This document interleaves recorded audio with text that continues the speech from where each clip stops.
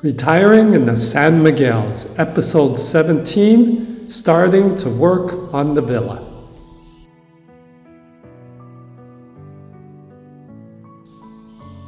Hey, sorry I missed last week's video, but I've been busy working on a sample room. I was feeling a bit rushed as my good friends from Arizona were coming out to help me. You know, David is retired and works at flipping houses slowly. And he, his wife, and his sister have some good skills, and they're going to come out for 3 weeks to help me out. So they're going to arrive in a few hours from now, and I wanted to actually have the first room done because I had to order some wood, and it takes like 2 weeks or so to have it cut and delivered.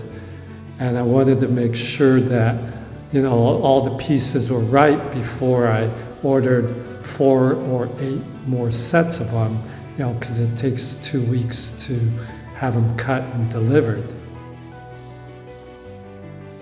All right, so let me show you the next room I'm going to work on. And well, first I had an electrician come and pull the wiring off the wall. So he just disconnected these really old boxes. All the wiring was done, you know, like in the 70s. And so there's a whole bunch of staples and paint that we have to rip out from the wall, and these old fixtures right here. So we're gonna put new ones in. So when I rip it all out, it pulls tons of layers of paint and plaster out. So once I do that, I have to putty it and sand it, putty it, and then prime it, and then paint the walls. So here we're in the room that I painted. Originally, I had an off-white paint that I painted and didn't like it, so then I got regular white and repainted it, and I was okay with that. And then, you know, because I wanted to break it up a bit, I added this dark or medium gray so that it adds some detail. But what happened is most of it looks great, except as you can see right up there, some of it didn't catch. And here I'm gonna show you, well, what happened is I painted it and it wouldn't adhere to the wall. So then I put primer on it, and the primer took great, and then I painted the gray on it, and it didn't catch again. And I don't know why, but you know, I was sort of running out of time, so I decided to table it. I'm adding this dark gray to the trim, and here yellow for the door. You know, so the Villa of the Golden Mermaid, I decided the theme was going to be this goldenrod yellow and dark gray because of all the lava stone on the island. And I did some research about the yellow and gray color combination, and you can see that it is unique and eye-catching as in some of these examples. All right, so this is what the solid wood floor looks like.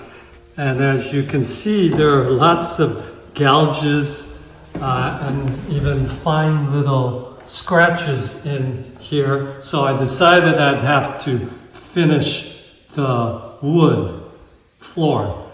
I went and I looked for floor sanders to rent, but I could not find any. So I ended up having to get a drywall sander, and all of them were circular, but then how do you get the corners? I found this one that actually had a separate attachment that allows me to do corners and edges. So I returned the first one I bought and ended up getting this one, which turned out to be really good. So I sanded everything down, and then I had to get one of these tools, and I ended up ripping out all of the old putty that was cracked. And that took a long time. I went through 4 cans of this, and originally I bought the wrong color and then had to go back and get the right color. So I spent like 2 days re-putting all the cracks. And then I sanded it down fine, even using a hand sander. And then I had to get some stain, which I ended up spraying and mopping on. And let's go look at the finished floor. So overall, you can see the floor looks gorgeous. I put 2 layers of stain on it and put the dehumidifier and thought that 12 hours was good enough. But as you can see that it got blotchy here because the stain wasn't fully dried. So make sure that the next time I do it, it comes out more even. But you see how where there's all the gouges that I had to put the putty, you know, at least it's all the same tone, but you know, the scratches are there. But overall, I'm pretty happy for my first wood refinishing project. So then I also had to do, because there's a huge gap between the floorboard and the floor that was all white. So I ended up having to buy some black caulking, and I had to go along the edge. And then next I'm gonna touch up all the paint along the edge as well. I had to order all this plywood like 2 weeks ago, and then I had it, they came and delivered it, all this piles and piles of plywood, and I had to polyurethane all of them and paint all the edges gray. So, you know, it's taken me, you know, I don't, you know, mostly I'm having to do it on the floor. It's just elevated by little pieces of wood. I haven't set up this as a workshop that I would like to, but you know, I just got to get stuff going and do what I can.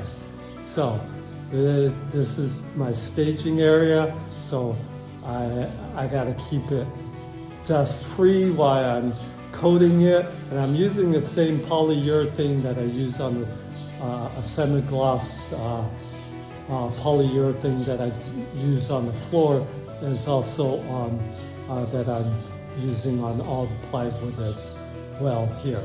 It's like 18 millimeters, which is a little less than 3/4 of an inch. But then I have to drag all of it over to the house and up the narrow staircase. So this little, maybe 30-inch table, I tried to bring upstairs, but I found that I could not get it through this narrow path here. And so nothing more than, what is this, like 20 inches will fit through this narrow staircase, which makes I have to build pretty much everything in the room. So that is what I'm doing. And as you can see, here's the base of the bed that I'm building. And I just need my friends to get here so we can bring the last panel and I can place it on top and finish it in. So the bed is a platform bed. It has 2 shelves, and then the bed is going to be here, and then I'm going to have rolling drawers that go in and out on both sides.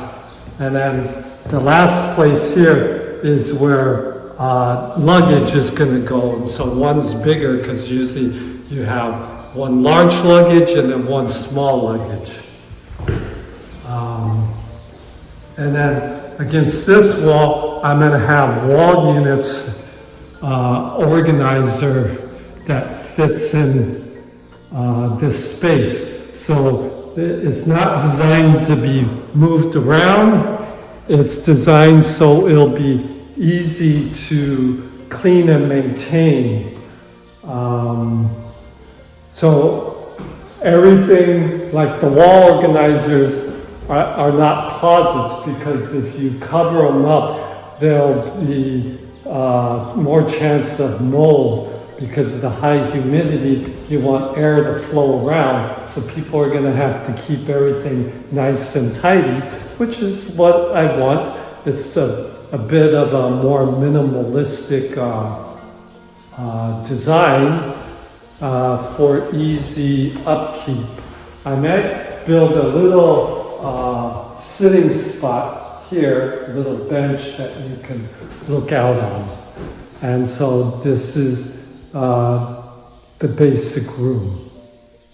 Things are moving forward. So visit Solo Senior Co-Living for more information on how you can live a longer, fuller life during your golden years.